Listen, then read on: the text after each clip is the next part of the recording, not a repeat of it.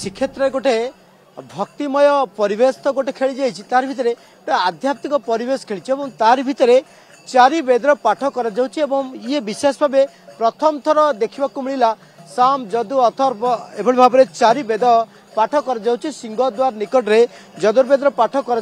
सीधा सड़क देखु तो ऋग्वेद पाठ कर सिंहद्वार निकट में आम सीधा सड़क भाव तो प्रतिक्रिया ना देखो कि भाव में ये पाठ कर विद्वान मान द्वारा विशेष भाव आम देखीचे प्राय जगार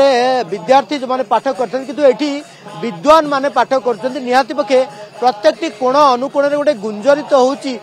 वेद पाठ सीधा सड़क प्रतिक्रिया नेबाकू आम चेष्टा करवा जे किभली भाव में जो वेद पाठ रही ये वेद पाठ गोटे वायुमंडल को केउठे ना केउठे गोटे तो निहाती पक्षे समस्त भावना को गोटे जागृत करते तो सिंहद्वार निकट में आपण माने वेद पाठ कर ये जो वेद पाठ रही तार विशेषत्व कौन रही श्री जगन्नाथ राष्ट्रीय आदर्श विद्यालय अध्यापक माने आज श्री जगन्नाथंकर आशीर्वाद रु चारि वेदर पारायण एठी अनुष्ठित होउची और चारि वेद अनुष्ठित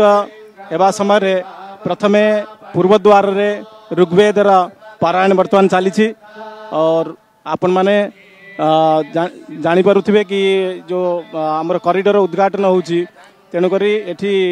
आमर वेद पाठ चली वेद पाठ द्वारा गोटे साधारण मनुष्यर गोटे कह जाए जीवनचर्या मध्य परिवर्तन हिसाब से वेद पाठ द्वारा तार भावना गोटे परिवर्तन हो पारे निश्चित वेद पाठर जो प्रभाव जो मंत्र जो प्रभाव रही तार जो भाइब्रेसन रे विश्व रे कोण अनुकोण पर्यंत जाउछि ता द्वारा समस्तिंकर केवल मनुष्य नहीं प्राणी मात्र रे समस्तिंकर कल्याण निश्चित हेबो निश्चित भाव आम देखुले जो ऋग्वेद ये पढ़ा जाउछि विद्वान मानक द्वारा आम किसी प्रतिक्रिया नेबाकू चेष्टा करवा तो सिंहद्वार पाखरे ऋग्वेद तार किसी स्वतंत्रता रही निश्चित भाव में याज्ञिक कर्म रे जेतेबेले यज्ञ आदि परिकल्पना करा जाए सेतेबेले शास्त्र नियमानुसार पूर्वामनाय किंबा पूर्व द्वार रे ही ऋग्वेदर पीठ यज्ञ अनुष्ठान करने समय प्रत्येक जो चारिटा द्वार अच्छी प्रत्येक अन्य अन्य द्वार रे प्रथम पूर्व द्वार ऋग्वेद दक्षिण द्वार रे यजुर्वेद माध्यन्दिन शाखा काण्व शाखा तथा सुक्त पाठ एवं पश्चिम द्वार रे सामवेदर आविर्भाव एवं पश्चिम द्वार रे सामवेद ही पाठ करा जाउछि उत्तर द्वार रे अथर्ववेदर शौनक शाखा एवं पैपलाद शाखार पाठ ये प्रमाण रही याज्ञिक नियम अनुसार द्विपद वेदर आज सुनिबा ओम ऋग्वेदर दशम मंडल रे श्री भगवान चतुर्धा मूर्ति श्री जगन्नाथ को दारु ब्रह्म हिसाब रे एठी कहा जाइए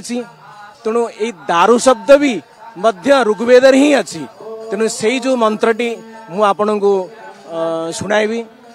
यदो यद्दारु प्लवते सिंधो पारे अपूरुषम तदारभस्व दुर्हणो तेन गच्छ परस्तरम ओम गोटे दारु ब्रह्म और वेद ब्रह्मर एठी गोटे देखा मिली समाहार देखा मिली जो भाव में आम कहते देखो विद्वान माने किभली भाव में चारि द्वारा आज ये वेद पाठ कर गोटे प्रकार वायुमंडल कहवा ये परिवेश गोटे आज भक्तिमय सृष्टि हो जाए तार भितर किसी श्रद्धालु अच्छा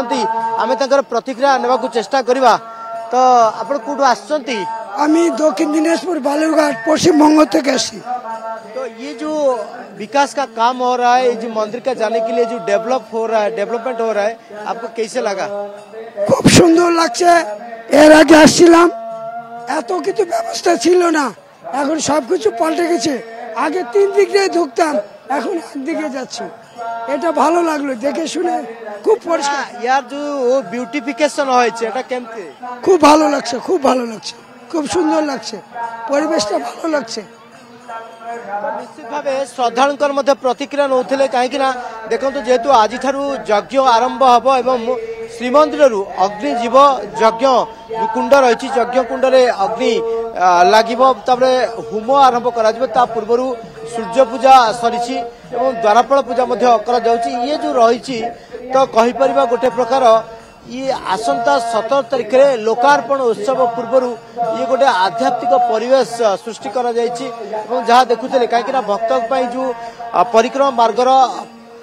କହିବା ଯୋଉ ପରିକ୍ରମା ମାର୍ଗ ତାର ପ୍ରଦକ୍ଷିଣ କରାଯାଇଛି ପ୍ରଦକ୍ଷିଣ ରାସ୍ତା କରାଯାଇଛି ଶ୍ରୀ ସେତୁ କରାଯାଇଛି ଏବଂ ଶ୍ରୀ ଦାଣ୍ଡ ଏଗୁଡ଼ିକ ଲୋକାର୍ପଣ କରାଯିବ ଯାହା ପାଇଁ କି गोटे विश्व अपेक्षा करथिला जे ये सब विकास कार्य को लेकिन एवं जहाँ को लेकिन मध्य तो आज लोकार्पण उत्सव पई तो आज ठारू यज्ञ आरंभ करा जिवो ये 3 दिन धरी यज्ञ कार्य जारी रहइबो तार भितर मध्य ए जो परिक्रमा मार्ग रहिछि सेठी नाम संकीर्तन करा जाउछि।